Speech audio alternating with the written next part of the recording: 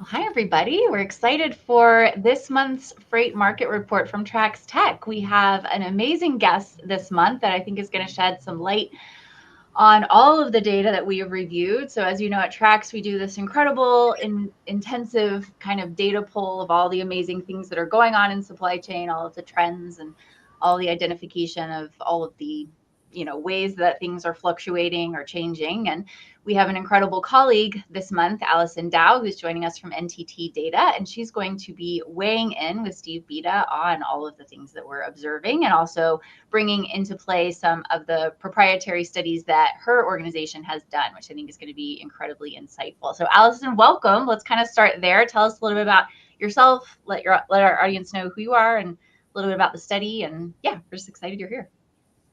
Thanks, Joy. Excited to be here as well. And hi, everyone. My name is Allison Dao. I'm a director with NTT DATA. I work with our supply chain group. And we, this year and in previous years, were co-authors of a 3PL study. This year, we celebrated the 30th annual 3PL study in partnership with Penske Logistics and Dr. John Langley of Penn State University. So I'm excited to share some outputs of that, talk with you, Steve, about what you see on the freight side versus what we see on the 3PL side, freight included, and excited to be here. Awesome, thanks. So speaking of Steve, I know you're with us every month, but lots of new viewers always. So tell us a little bit about who you are, your role at Trax. Sure. Well, first, I'm honored. Thanks, Allison, for joining me today. And Joy, exciting to have someone with your knowledge of the 3PL industry on with us today. So Steve Beta, Executive Vice President of Customer Engagement and Advisor at Trax. My main role is to work with our customers to improve not only their freight audit pay programs themselves, but also leverage data and the data asset that we provide to optimize their cost to serve within their relative networks and industries. So excited to be here today with Allison and talk about focus area, which is very important to certainly our customers, but in the industry, and that is 3PLs. Yeah. Awesome. All right. Well, yes, we're very excited. And Brianna Coleman, as always, is here moderating and helping us out from the Trax Tech marketing team. So I thought it would be good, Allison, if we could kind of start with a little bit of a big picture of the NTT data study, since a lot of, I think, the insights you bring today will inform that. I mean, I have a great overview here, but I think it would be great to come from your perspective, what the study was, what y'all covered, and, especially maybe some of the high level insights that came out of that study as we can kind of go into then the narrative of what's going on right now. Yeah, exactly. So when we frame up the study every year, there's a couple of topics that we always cover. We're looking to understand both from a shipper standpoint and from a 3PL standpoint, what does the outsourced logistics market look like? How satisfied are shippers with 3PLs? How are 3PLs finding working with shippers to meet common goals, right? Which is to move the things where we want the things to go as quickly and efficiently and as cost effectively as possible. So we always do a framing kind of set of questions around current state of the industry. We're also always curious to understand what are the emerging technologies or what are the important technologies in use within the space, both from a 3PL side for execution and from a shipper side to help with that execution, but also from a visibility standpoint. And then every year, every edition, we cover a couple of special topics as well. The special topics this year really focused on the framing and transitioning of 3PL and shipper relationships from a very tactical type of relationship where, I need you to do this on my behalf and thank you so much, to more of a strategic partnership. And then we also focused on a bit of a click down into those emerging technologies and trends that we're seeing in this space. As we look forward into the future years, decades, we know we got mid and long range plans there. So that's how we kind of frame up our report. So you'll see if you download the report on our website, and we'll include the links there, you'll see kind of the outputs of our typical topics that we cover. And then again, really heavy focus this year on the transactional to strategic relationships. What makes up a good strategic partnership? How do you maintain that? And then what's the technology that's really, really important for the future? I love that. So I think, and Steve, you can kind of weigh in here on, we've two different sides of the coin, which I think is a cool, dynamic for this conversation today. But maybe let's walk through just a couple of the big findings, I guess, first for this relational shift, since that seems to be pretty contextual in terms of what was uncovered in the data itself. Yeah, overall, shippers and 3PLs really thrilled with the relationships that they're building. The move from more transactional and tactical to strategic type of partnerships is always aspirational. We see more and more companies, both 3PLs and shippers, kind of investing in that move and trying to understand what's the best way to go about that. But we see a lot of alignment here, like you'll see on the screen, on why moving to more of a strategic partnership is so important. So there's the recognition, at least, which is half the battle. How we get there is another side of that coin, right? But really what's driving it is there's a lot of disruption in the industry today. There's a lot of unexpected activities, unexpected events, unknowns that shippers are constantly pressured to be able to respond to quickly. And if they've outsourced some of their logistics arm, if not all of their logistics arm, right, they're kind of dependent on these 3PLs to act on their behalf in the best way possible with the information that they're able to provide them. So disruptions are really leading the way, and why we need to focus on strategic relationships and really invest in those strategic partnerships. Doing that also unlocks some of the other capabilities that shippers and 3PLs are both recognizing are really important from a strategic relationship standpoint. That customer experience and delivering an excellent customer experience is not just incumbent on the shipper or on the 3PL. They need to act like a seamless stream because they own different parts of the value chain and the supply chain, right? And we see that as well when it comes to wanting end-to-end visibility, which everybody wants and everybody wants to talk about from a technology standpoint. It relies on that collaboration and that sharing of data between the shipper and the 3PL back to the shipper. There's some hesitancy to share data in such a co-invested way if there's not kind of that underpinning of having the strategic partnership, having a long-ranging relationship, and having a lot of trust in that partnership. So a lot of recognition of the good things we want to be able to do mean that we need to, both shipper and 3PL, come to an understanding that we're in this together. We're not a customer or a user of a service. And we see that as well being more the larger trend, because we are seeing more and more shippers relying more heavily on 3PLs, if not for one or two kind of services, for a lot of the logistics arm of a business, right? A lot of shippers decide this is not our core competency. This is not something that we're good at. We want to focus on innovation, or we want to focus on product development, or what have you. And they're leaving the logistics to the experts in the space, which are those 3PLs. So that's why you see not just a lot of business shifting to 3PLs, but you see a lot more, I'll call it, portions of business being owned by the 3PLs on the shipper's behalf. And freight is one of those things, right? Now, it's not just keep my stuff stored in a facility and I'll come get it when I need it. They're really looking for 3PLs to act as those orchestrators for them. And Joy, go ahead, Steve. Yeah, Allison, I think that's really a great perspective, because first of all, I can tell you that almost all or most of our large shippers are engaged with one or more 3PLs, and navigating the disruptions, the changes in inventory strategy from the tariffs, navigating the objectives of lowering cost to serve, take a strategic partnership. And it's one thing working with an asset carrier, but when you're working with a 3PL, you're leveraging their ability to leverage their network, both in their network and their partnerships, but also their technology and services. So really, a lot of our customers, and we mentioned this on some previous calls, Allison, that they're all going through some digital transformation, whether that's supply chain visibility or just in general process optimization around how they manage their overall supply chain.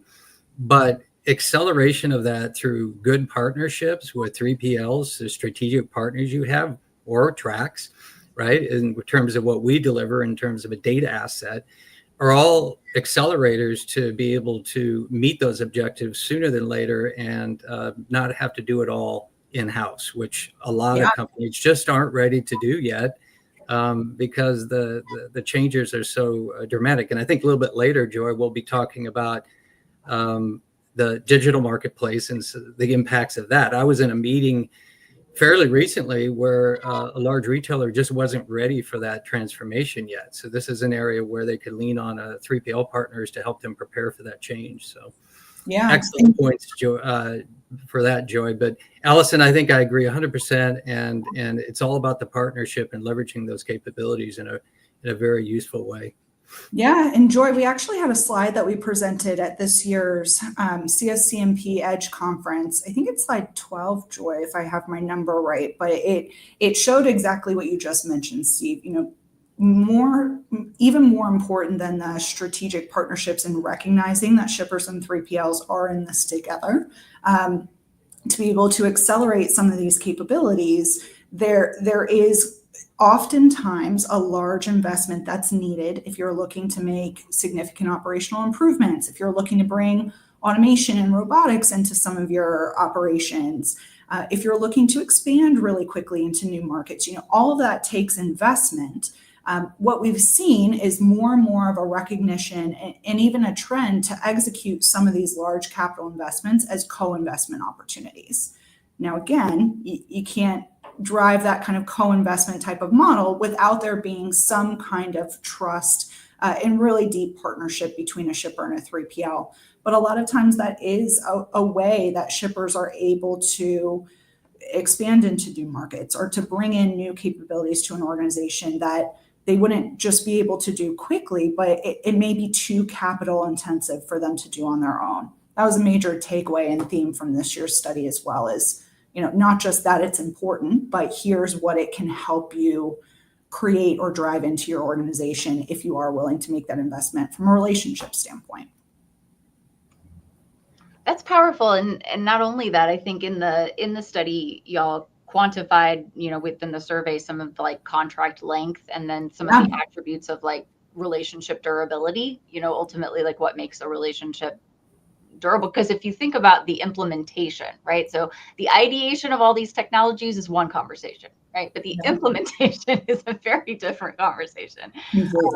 Because we're years out, right, from the operationalization of artificial intelligence in a lot of these instances and contexts. So speak a little bit to that. If you talk about the co-investment, especially for these kind of technologies, then you're talking about, you're not dating, you're married. I mean, this is a long-term commitment. That's a great way to put it. And we did quantify as well, some of the shifts we've been seeing, and this has been a trend over the past couple of years. This isn't something that we just noticed with this study, but shippers and 3PLs more and more are entering into longer term agreements with the understanding that we're probably going to stick with this 3PL. Now, what that's meant is maybe there is some consolidation of 3PL partners when you're looking at one shipper. Instead of working with 3 or 4, you may be working with 1 or 2 across your global footprint. But there is, overwhelmingly this commitment to look at agreements in chunks of 5+ years rather than the 0 to 2 years or the 3 to 5 year bands. And 3PLs, more often than not, are really interested in those longer term agreements because it helps them better plan for what assets do I need to have in my mix? What assets do I need to have available to be able to share among my shippers if I'm maintaining a multi-client trucks, for instance, or if I'm maintaining multi-client facilities. 3PLs need kind of that assurance that someone's going to be here for the long haul, not just to justify the business case behind some really huge investments from a technology space, but also from labor and capacity standpoint as well. So again, it's been a shift and a trend that we've seen for a couple of years now, but we did get a lot of really great hard data to support that trend that had been, to a degree, kind of anecdotal for the past couple of years. Allison, thinking about this, I spent many years in procurement. And one of the things when we were, if I was supporting a customer in a open market bid, there's one thing bidding against a very specific mode of transport, and you're mainly bidding on price and maybe some quality characteristics. But when you're creating a requirements document for a 3PL partnership, which you want to keep as a long-term partner, it's a lot more complicated in terms of the qualifications and the requirements to meet the standards that you have in terms of finding that partner or one or two partners in those RFPs. So when I supported those type of events, those open market events, it was very complicated, very time consuming for the procurement organization, and nobody really wants to change a whole lot in the short run. So establishing those criteria, whatever they are, that weighted scorecard, if you will, of what makes a good 3PL partnership is important, because you want to sustain that relationship for the long term. So and Steve, that's a great point. We actually did include in some of our polling and some of our research that we did for this year's study, we looked into just that. What are those metrics that are considered to be most relevant when we're evaluating not just the strength of the partnership, but the strength of a 3PL, right? On-time delivery, cost, customer satisfaction, those are always going to remain top of mind and really, really important. I think what we in the industry implicitly know, though, is this isn't something that can be achieved overnight. And if there's so much importance placed on these specific KPIs, oftentimes, again, that does require, a trust in an organization, a trust in a 3PL partner. It involves some data sharing back and forth and some trust there to be able to do that. And it involves some investments, not just in technology, but in the operations and in the strategy itself. So we saw what gets weighted really heavily in the minds of both shippers and 3PLs of what makes a partnership really, really strong. And what can we point back to as those important KPIs to demonstrate that strength? But there's a lot more that goes into shoring up these capabilities or shoring up and making sure that we're scoring well on those KPIs. And from a procurement standpoint, you're right. If you've gone to the trouble to kind of set up these mechanisms with your current providers, and you've gone through the pain of working through together of how do we collaborate, how do we work, how do we maintain a strong position across these KPIs, it creates that stickiness between shippers and 3PLs that's really, really hard to walk away from or want to walk away from. Yeah, I think it's a great point, Allison. I like I saw the results of this, and when I was involved in doing these a little bit more often, I encouraged the follow-up too in the regular MBR schedule or QBR schedule for a shipper and a partner 3PL to go through the metrics, evaluate the KPIs, and consistently report on them and look at areas for improvement. And if you think about a really mature organization, they're doing all these things, Allison, as you described it here, in terms of weighting the score, looking at all the KPIs, and maintaining a good partnership. Everybody can improve somewhere, and things change. So I think it's important as an ongoing continuous improvement program to work with the partner. But it starts with measurement and a regular cadence of review and action plans to improve. So excellent portrayal of the true sort of evaluation of the real state of the relationships. Right. The DTR. All right. Well, I think it's powerful, right? What we've already seen in terms of, what defining those relationships looks like, the power of those relationships, the way that they're evolving. I kind of want to zoom out a little bit, because those relationships are happening contextually, right? They're happening within a market that is, what do we call it, Steve? I think we have a different phrase for it every month. Predictably unpredictable. Started with murky waters. Lightning bolts. I don't know. It changes, right? Every month. Yeah, every month. So I want to do a little bit of, maybe Steve, you can speak a little bit to this. In the TRACS Freight Market Report, we do focus on a variety of data points, all of which affect, supply chain leadership and decision making and things like that. So, I know we have a couple select data points, Steve, that you may want to speak to, which I'm happy to pull up, or however you want to kind of kick this part off. But give us kind of the lay of the land.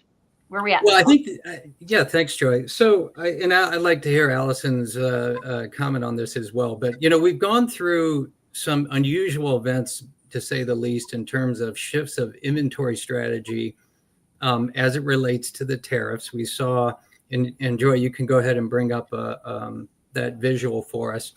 So what we saw happen around August timeframe is there was a buy forward or a forward buying sort of initiative to bring inventory in advance of the need of that said inventory. So if you think about a normal strategy around inventory balance with time in transit and transportation costs, I wouldn't say that everyone would enjoy a just-in-time inventory strategy, but if you could get away with it, it lowers the inventory cost and reduces the warehouse and storage costs of that said inventory. But you can see clearly there the drop off as that inventory was consumed downstream, and you can see that as late as the October data point there. Now, what will be interesting is to see where this balances out. Now, contrast this with the transportation utilization and pricing, which I think you have a couple other slides. So you see the utilization was up and then it dropped down because there's an advanced inventory. Slower methods and more consolidation was probably happening because you had more time to move that inventory through the supply chain or held it until you needed it. So you see a drop off in utilization, and then you see that spike back at the end of the October timeframe, which is probably some of the retail end of season movement of that inventory out to consumer. And then you have that also in the next slide, Joy, corresponding with a drop in price as that utilization was down, and then a spike in price that is probably due to more constraints in the transportation capacity, but also maybe some annual price increases that kicked in and what have you. But point being is this plays out an interesting macro theme. And that is as customers and shippers and 3PLs and asset carriers navigated through all of this, this turmoil, if you will, and that's still happening, by the way. There's still negotiations happening that may impact trade. I think long-term, there's going to be more nearshoring. I think, Allison, you could talk about that a little bit more. I saw some new investments coming in the U.S. from large sums of investment for localization of plants and building. But I think the point of all this is everybody has sort of their strategy around inventory and transportation balance. That all got thrown out the window. Disruptions occurred, one-time events happened, and this is where you want a good partner. Because as you're navigating these events and who knows what's coming next, you want to have a partner that can be supportive of those changes, those market dynamics, and how you manage through that inventory versus transportation balance as it's happening. And we clearly see the graphs now of what occurred, and we don't know what the future holds exactly, unless, Allison, you have your crystal ball ready. But certainly we're looking now to see, is there more stability now coming into 26? And we don't know exactly how that's going to play out. So just at a macro level, and I think, Allison, it'd be great for you to chime in a little bit on just what happened and how you see a 3PL really helping a customer navigate through some of this disruption and market dynamic. Yeah, I think over the last couple of years, everyone in the supply chain industry has always known that things are going to happen, disruption is going to happen. It's, you make the best of the situation while you're in it and, work as efficiently and cost effectively as possible. What we've seen, not just through the 3PL study, but working with our clients as well, is there's a lot more energy and focus on understanding all of the what ifs, or if this happens, what should I do next? It's driving a lot of the conversation around what technology do I need to have? What data do I need to have available? How trustworthy is all of this data that I'm tracking? And again, that caveat comes back to, I may not be the holder of all this data to make all of these decisions. So how can I be leveraging my partners, or how can I be leveraging my suppliers, my vendor, whoever, to create this holistic picture of my supply chain and play out a little bit of, what if there is another massive wave of tariffs that undoes all of our network strategy that we've taken the past couple of years to start building towards and get to? You have to have a short-term and a long-term picture. Now more than ever, I think you have to have flexibility in your short-term strategy and your short-term picture. And we've seen a lot of our clients putting that energy into either having that capability to be able to do some of that scenario analysis themselves, or they're relying on their partners to support that. We knew nearshoring was going to be a theme, even coming back from before COVID, first presidency with Donald Trump. We knew that was always going to be something that was going to come to fruition, but it takes a long time to get there. And we've had a lot of bumps in the road since then that have thrown even more wrenches in there.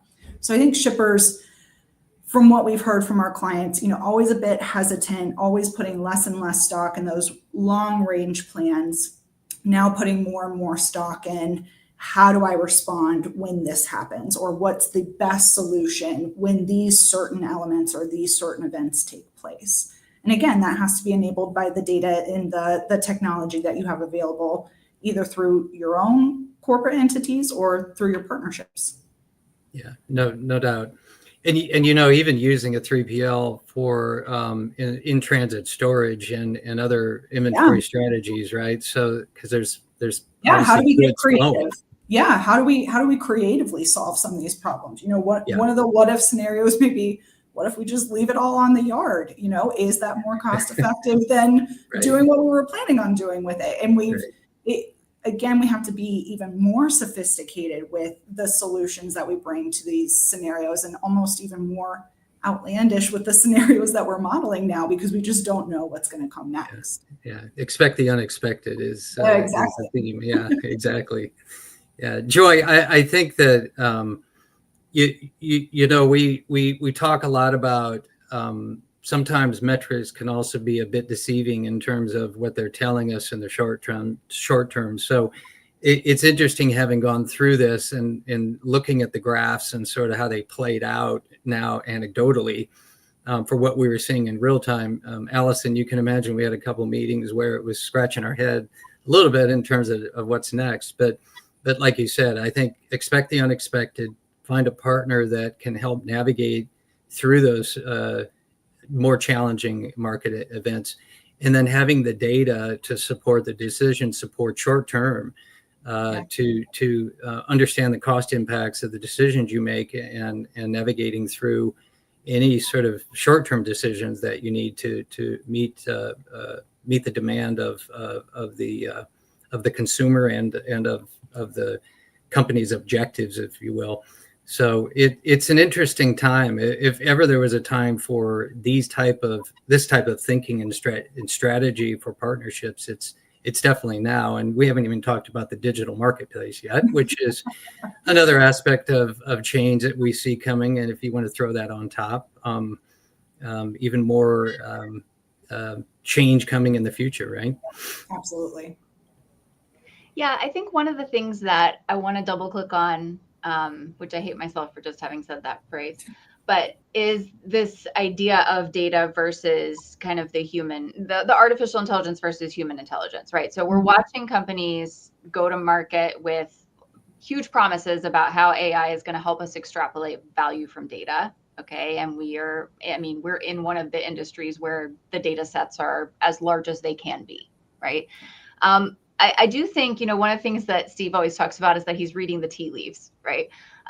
He's able to, because of his superior, he's been in the industry for as long as he has. He's as seasoned as he is. He's as experienced as he is, right? He has an ability to see patterns and then not just, look at data for what it is, but interpret it in meaningful ways.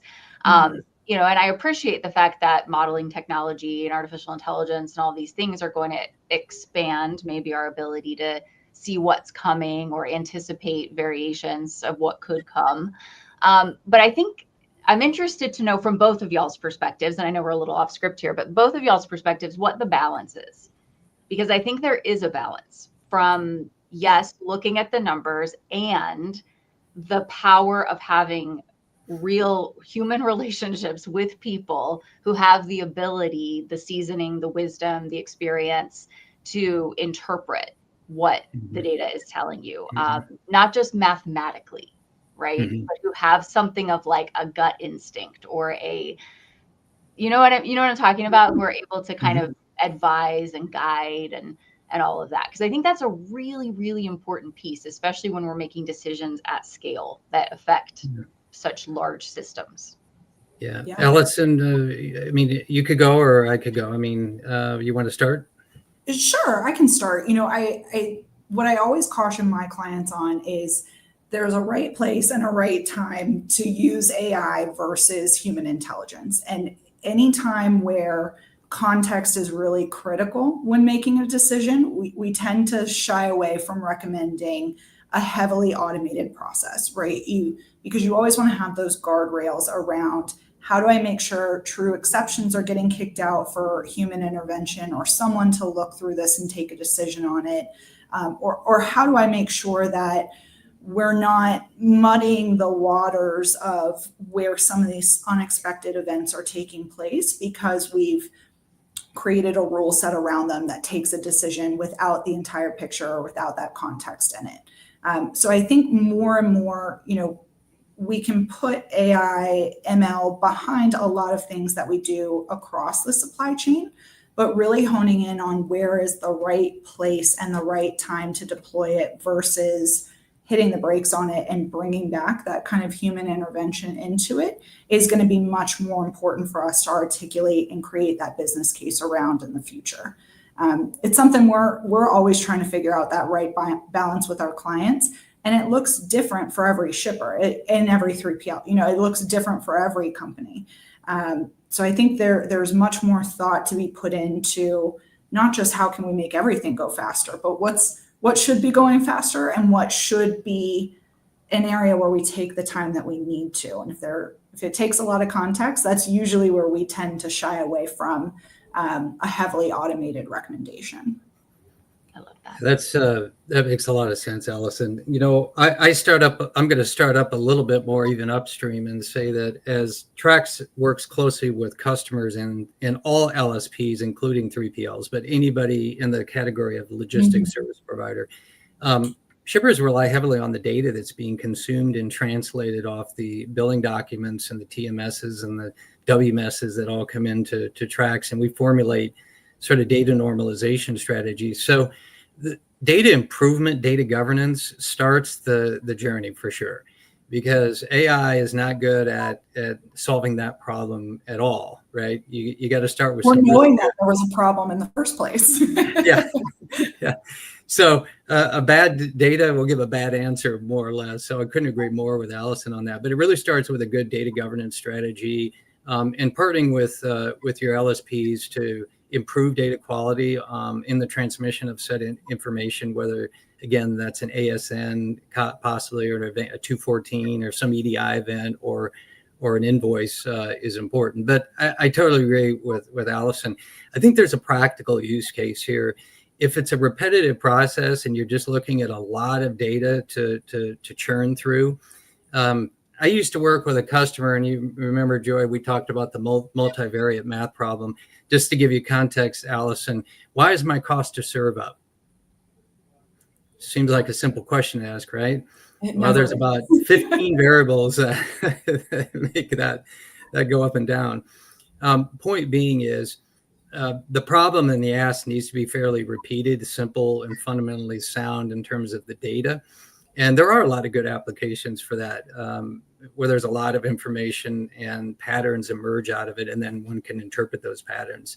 But we're nowhere near a day yet where, again, you could ask a question like, why is my cost per kilogram or cost per unit weight or whatever is going up? Because the data probably doesn't support it, and two, that's a very complex ask, and that can't be autopiloted yet in terms of creating some sort of action. So I completely agree with Allison. It takes human intuition, gut instinct, and as I state, reading the tea leaves in a way where you're not misled by the data, or at least recognize that the data is wrong and I want to take a different course of action, or the data is a short-term anomaly that I should ignore because by overreacting, I'm going to create a long-term impact to cost.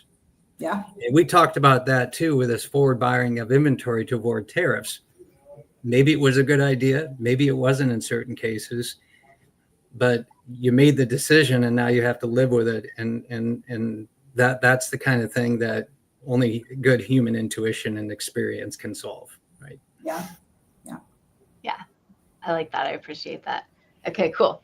I think that's an important conversation that we all just have to keep having, right? What is the balance? What is the role? And so speaking of technology, Allison, I want to kind of circle back to the study and talk a little bit about some of the some of the findings in the survey around technological capabilities, the importance of this, and then kind of talk a little bit more broadly about the tech that's being implemented, fueled by AI or otherwise, knowing there are obviously lots of subsets and nuances to all of that. So yeah, maybe talk us through a little bit the findings that you had about the increased importance, it sounds like, of tech capabilities, and then we'll kind of run through some of those data points. Yeah, I mean, huge importance, which we know and we've heard for a long time. Shippers are, in all things, increasingly looking to 3PLs to be that partner that brings solutions or capabilities to the table that the shipper just may not have or may not be interested in either acquiring or building the capability for themselves. So technological capabilities, hugely important from a shipper standpoint, that a 3PL can demonstrate those capabilities and help them realize that this 3PL is the best fit for the shipper's needs because of X, Y, and Z criteria. What we saw this year when we specifically looked into the emerging technology space and the technological capability space is that shippers aren't always convinced that 3PLs have the right capabilities. Now, the reason that may be driving that is kind of nuanced. What we saw here, specifically when we asked, what's important to you, Mr. Shipper, versus you, Mr. 3PL or Mrs. 3PL, is that shippers are placing more and more emphasis on the ability to do the what if scenario modeling. They want to be able to look end to end. They want to understand the upstream, the downstream, the in-between stream, and they want to be able to ask, if this happens, how should I respond? Now, there's kind of table stakes to that, right? Having the right data to be able to answer those questions is the first table stake. The second is having that integrated data landscape or data layer that can help really bring together disparate data sets to help support those end-to-end decisions. And a lot of times I think 3PLs and shippers kind of, they know how big of an order that is, but they may not be as clear on where they are on the glide path to be able to create that end-to-end visibility picture. So that's a barrier that we've seen, and it's a barrier that we're going to have to continue to work through as we're trying to move to this unified supply chain, unified control tower type view, that shippers are really looking for capabilities of the 3PLs that they can support in that kind of view. 3PLs more and more are interested on the execution arm. We saw this with tariffs, right? We saw this with being asked on, well, if I have all this inventory that I'm buying ahead, what am I supposed to do with it? Where is it supposed to go? 3PLs are more and more interested in how do I execute given the sets of conditions that I've been given to execute? What's the best way to execute on behalf of the shipper? And there's a different set of technology that's best positioned to support that. So we see kind of some differing opinions or some differing priorities on what should be utilized or what's most important to be utilized. And I hypothesize that's what drove kind of the gap between shippers' expectations versus what they feel is the reality of what 3PLs are bringing to the table from a technology landscape standpoint. I think we're going to continue to see more and more emphasis on this end-to-end control tower, AI underpinning a lot of decision-making, network optimization type views. We're always going to see that. And I think we're going to see that becoming more and more important. But I think we all know as practitioners within the space that there's an investment to get to some practical use cases of these technologies. And there's some table stakes that we have to invest in order to get there. And we started understanding the groundwork for some of that, or some of the barriers to be able to get to some of these capability investments. When we asked 3PLs specifically, what is your barrier to a new technology implementation? What are you constantly battling through, or what are you trying to overcome as you're trying to justify some of these investments? The business case is always going to be one of those, or the capital required to bring in new technology capabilities. It's always going to be top of mind for them. goes back to what we found when we looked at areas of priority for co-investment. Technology should be one of the most important ones if we want to close that gap between expectations and reality. But I think it's going to become even more important in the future. Co-investing can be a way to overcome kind of that intensive capital requirement investment upfront. The business case is always going to be something where I think you'll always see a little bit of friction between 3PLs and shippers, especially since 3PLs want to make sure that the technology can outlive the life of a shipper relationship, even if it is extended, right? So those are always going to be some things that 3PLs are going to have to consider. It's going to be, again, a driver of a need for a more strategic relationship between 3PLs and shippers. I think as we move along, though, data is the foundation of any kind of investment we want to make in a technology space. With that means there may be other investments that are required from Steve, like you mentioned, a data governance strategy. Somebody needs to drive that data governance strategy. Somebody needs to maintain that COE, or however you want to go about achieving stronger data governance. Otherwise, these tools just aren't useful to you. If you don't have great data coming in, you're not going to get great insights coming out of them. So if we're going to be placing more importance on these technologies, there are some other investments that need to be considered as part of that business case that may sometimes make it look a little less attractive in the short term. But I think we're going to have to start coming up with some creative ways to layer in some of these softer benefits to these business cases to make it really attractive to both shippers and 3PLs. Yeah, Allison, I couldn't agree more. And just to put maybe a bow on that topic, I've sat on several teams with our customers in developing their digital roadmap strategy, transformation strategies. It only works when you're willing to share the strategy with the partner.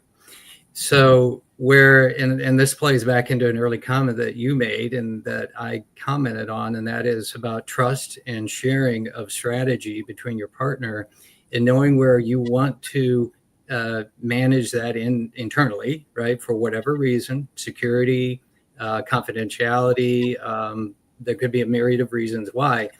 But to be open enough to have a conversation with your partner to leverage their capabilities, their expertise, and the partnership to accelerate that roadmap.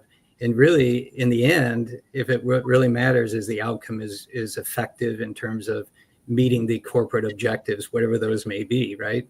So couldn't agree more. And the companies that we work with that are willing to have that open discussion about the roadmap as a partner, we've been able to really work closely together and meet common objectives and meet them in a timeline that meets their internal timelines and objectives, which sometimes are fairly aggressive, right, for various business reasons. So couldn't agree more. And it's just a transparency, but it takes a partnership and somebody you trust to work with to do that. Yeah. I think you're exactly right, Steve. And it goes back to a comment you made earlier as well around open communication. It's not finger pointing, it's not blaming. We have to have this trust and this open communication so that everyone's very clear on roles, expectations, time to deliver. These things can't be secrets to anybody because then there isn't going to be success, especially when you bring in a technology implementation into the picture. Yeah. It changes from a vendor relationship to a partnership. Truly does. Yeah. Well said. Awesome. All right. Well, I wanted to just leave like a couple minutes here for any kind of rapid fire market updates. One of the things Steve and I always do before we jump on this monthly call is like, okay, what changed?